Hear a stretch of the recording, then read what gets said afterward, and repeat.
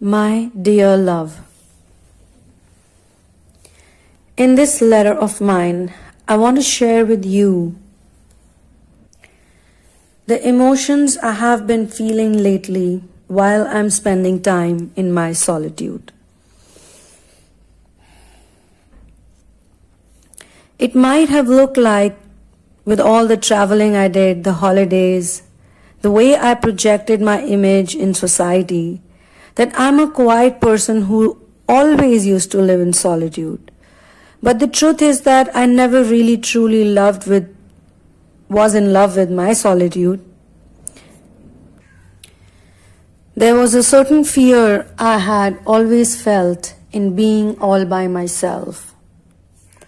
When I met you for the first time, I realized that you were spending a lot of time alone. You were doing things that made you stand out because you were very detached in terms of being away. You were not very concerned or you were not scared at all.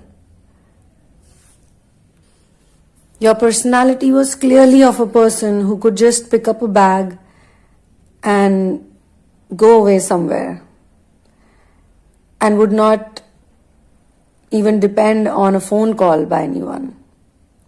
At that point in time, I may not have confessed my love to you, but I had surely treated you in certain ways that you would not have considered me to be an appropriate lover.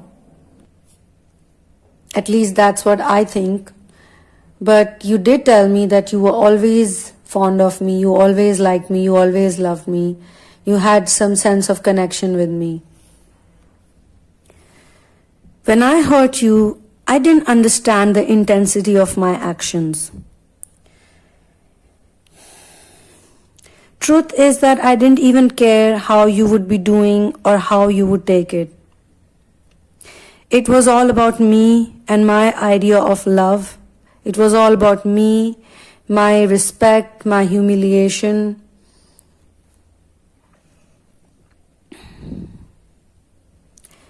In my idea of love, there could not be any flaws or any sign of imperfection. There could not be any difference or discord when I meet the right one. That's how I used to think. This was an immature way of understanding love, but it was also because I had started making comparisons of my life with highly unhappy couples who separate because of discord and disharmony. I would see an argument between us leading up to that, going to that only. My comparison was being made with the extremely dissatisfied ones. I didn't want it to end so badly, so I decided to end it myself. After I assumed or agreed that we weren't meant to be with each other, I obviously did not care about consulting with you, or I did not even care about telling you that it's over or I want it to be over. I thought the best way to let you go was to just ignore you, just stop talking to you, and you would eventually realize that I'm not interested in you.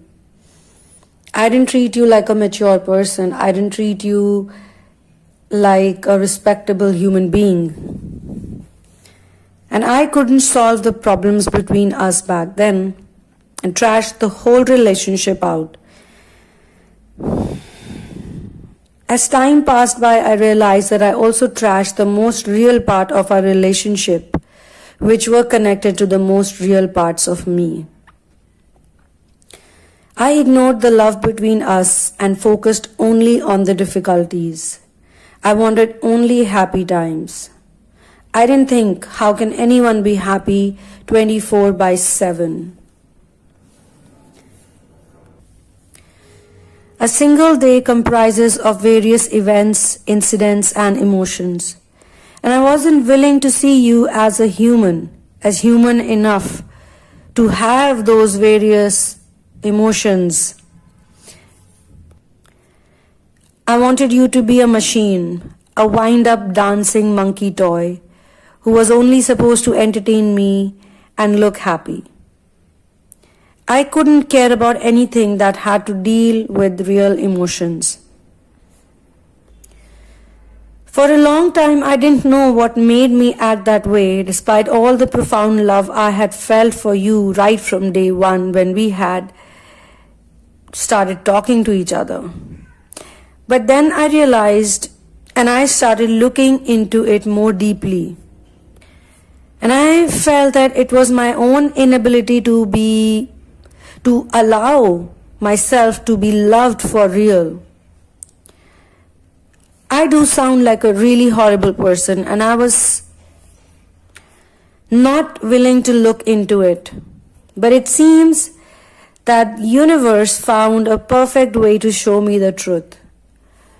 The universe found the perfect way to break my trust into so many pieces, just the way I broke your trust into so many pieces. The choices I made after I walked away from you, the same choices that I hoped and assumed and was very sure of would make me happy, turned out to be my worst mistakes. These choices, all of those choices, looked so nice, so full of affection and understanding, so endearing, the compatibility, the wavelength. I talked and shared for hours and hours in the beginning, but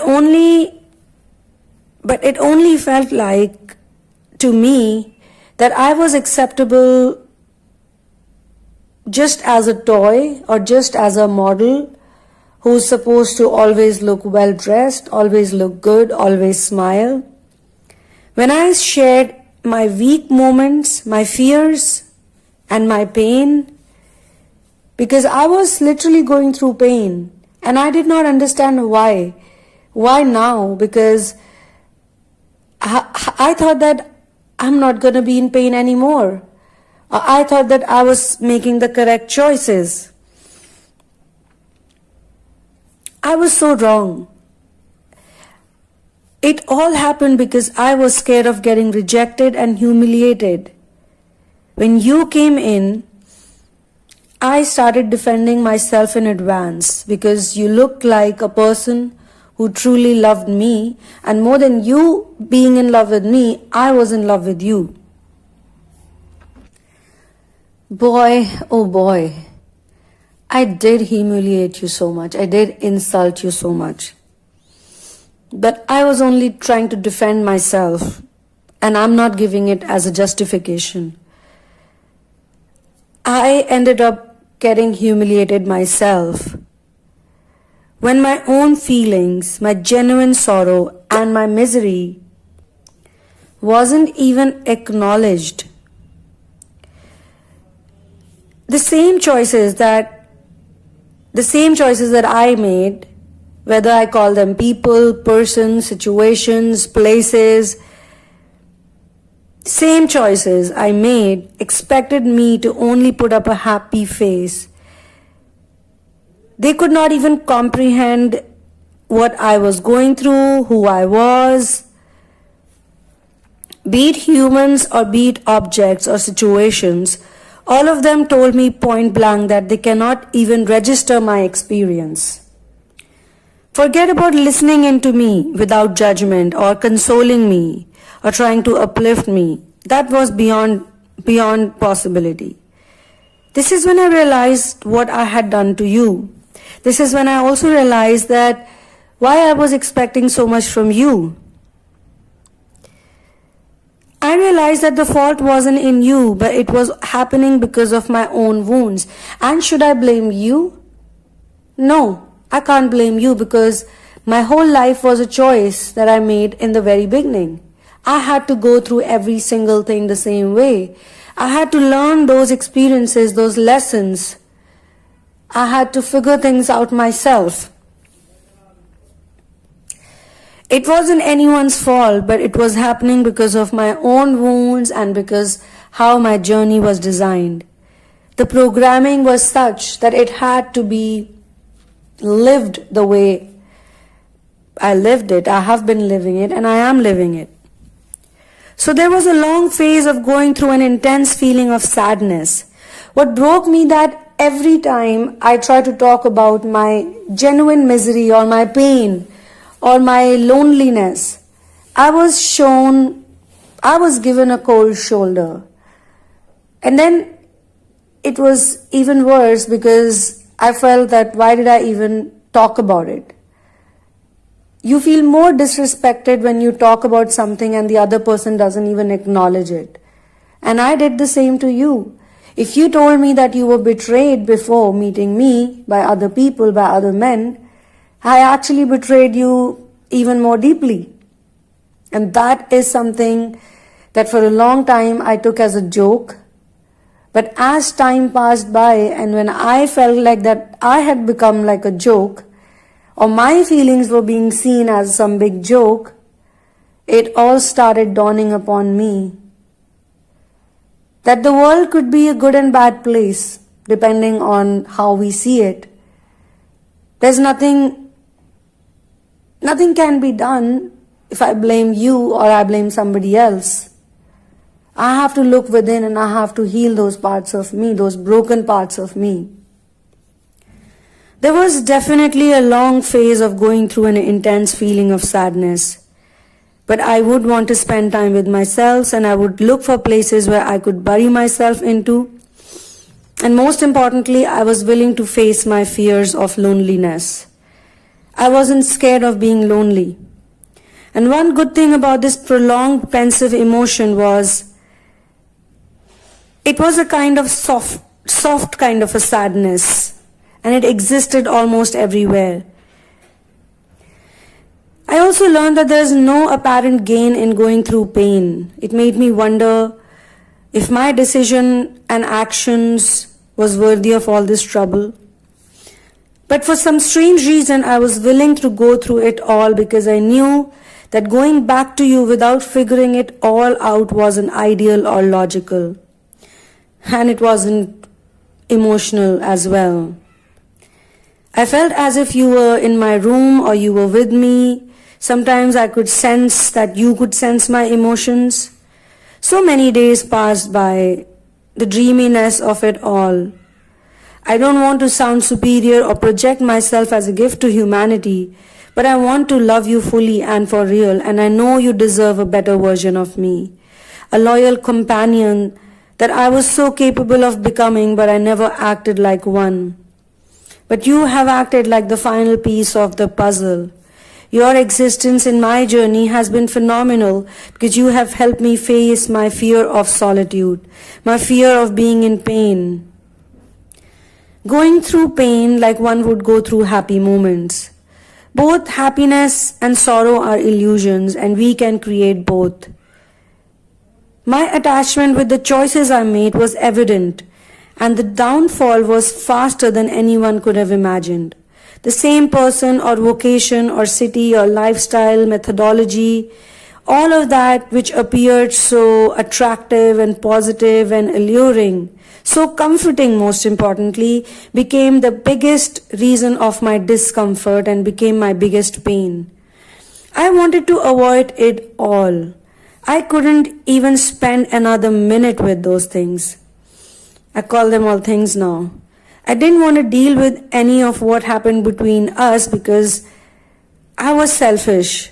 But when I saw immense amount of selfishness in other people, I literally said to myself, how can anyone be so selfish? Are all these selfish people happy? How can they be happy when they're constantly trying to look happy, trying so hard to look happy? And I was doing the same thing. I was no different from them. I wasn't happy either.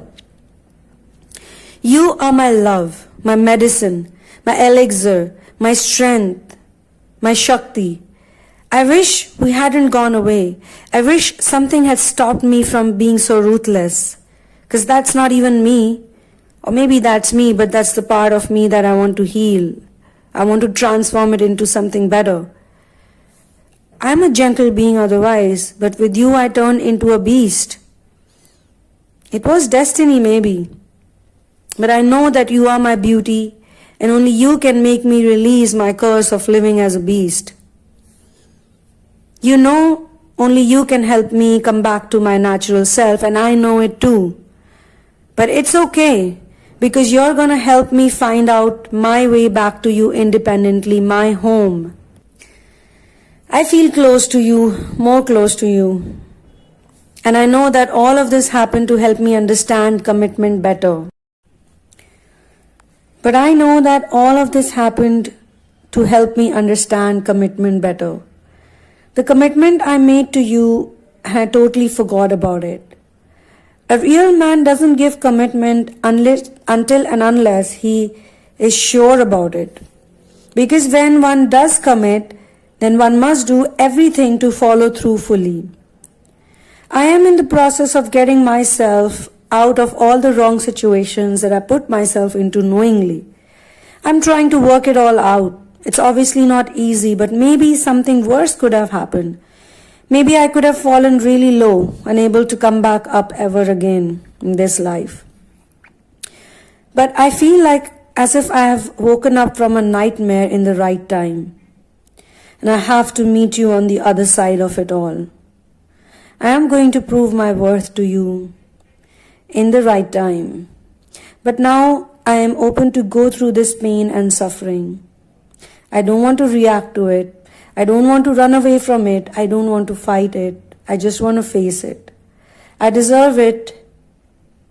It's much worse than anything I have faced, but I deserve it as much as I deserve to be with you, my love. And to be with me in the real sense will only help me be with you in the real sense.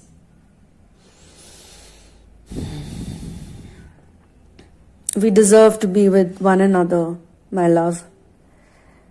I love you.